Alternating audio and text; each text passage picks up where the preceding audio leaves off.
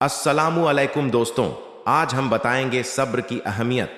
सब्र का मतलब है मुसीबत, परेशानी, नुकसान या देर के समय अल्लाह पर भरोसा रखते हुए खुद को संभाले रखना। जो इंसान इस दुनिया में मुसीबत, परेशानी में अल्लाह को याद करता है और अल्लाह का शुक्र अदा करता है कि अल्लाह उसे देख रहा है, तो अल्लाह उसकी सब्र का फल उसे जन्नत में देंगे। उससे कोई सवाल जवाब नहीं होगा। कुरान में सब्र की अहमियत। बेशक अल्लाह सब्र करने वालों के साथ है।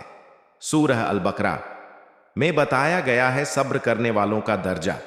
अल्लाह सब्र करने वालों से मोहब्बत करता है। सब्र करने वालों को बिना हिसाब अज्र इनाम दिया जाएगा। मुश्किल के बाद आसानी का वादा है। नबी मोहम्मद सल्लल्लाहु अलैहि वसल्लम की तालीम। रसूलुल्लाह ने फरमाया, मोमिन का हर हाल उसके लिए भलाई है। अगर उसे तकलीफ पहुंचे तो सब्र करता है, यह भी उसके लिए भलाई है। सब्र के 3 किस्में।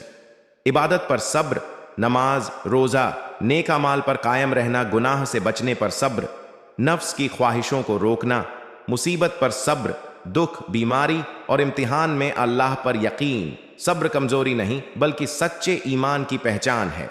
जो सब्र करता है, अल्लाह उसके लिए ऐसे रास्ते खोल देता है जिनका वह गुमान भी नहीं करता। सब्र की अहमियत। दिल को छू लेने वाली बात। अगर आज तुम परेशान हो, अगर दुआएं देर से कबूल हो रही हैं, तो याद रखो सब्र अल्लाह को सबसे ज्यादा पसंद है।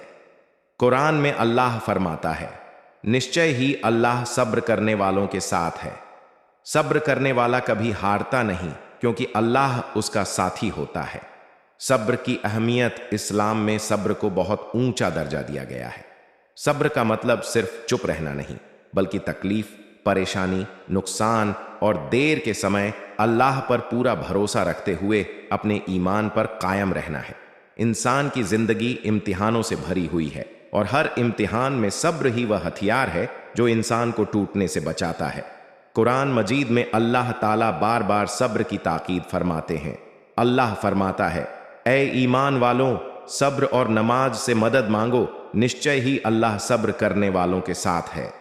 सूरह अल-बकरा यह आयत बताती है कि जब इंसान सब्र करता है तो वह अकेला नहीं होता, बल्कि अल्लाह खुद उसके साथ होता है। सब्र करने वाले को अल्लाह की तरफ से खास इनाम मिलता है। कुरान में है कि सब्र करने वालों को बिना हिसाब अज्र दिया जाएगा, यानी उनका बदला इतना बड़ा होगा कि उसकी गिनती भी नहीं की जाएगी। यह अल्लाह की रहमत की सबसे बड़ी निशानी है। नबी करीम मोहम्मद सल्लल्लाहु अलैहि वसल्लम की जिंदगी सब्र का बेहतरीन नमूना है।